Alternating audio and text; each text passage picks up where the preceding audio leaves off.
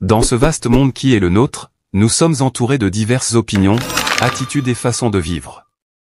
Parmi cette diversité, il est intéressant de noter que les individus peuvent généralement être classés en 3 catégories distinctes, ceux qui critiquent, ceux qui parlent, et enfin, ceux qui agissent. Le monde des critiques. La première catégorie est constituée de ceux qui préfèrent rester dans l'ombre de la critique. Ils observent, jugent et expriment souvent leurs opinions négatives sur ceux qui les entourent.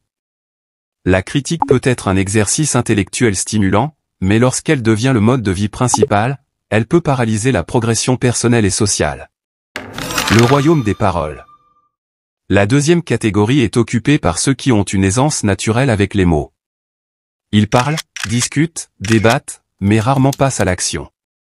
Ces individus peuvent être persuasifs et convaincants, mais leur potentiel demeure souvent inutilisé, car le monde a besoin de plus que de simples mots pour évoluer. Le pouvoir de l'action. Enfin, il y a la troisième catégorie, la plus rare et pourtant la plus puissante, ceux qui agissent. Ils ne se contentent pas de critiquer ou de parler, mais ils passent à l'action. Ces individus ont le courage de transformer leurs idées en réalité, de surmonter les obstacles et de contribuer activement au changement. Leur énergie est une force motrice qui inspire les autres à suivre leur exemple. La réalité actuelle.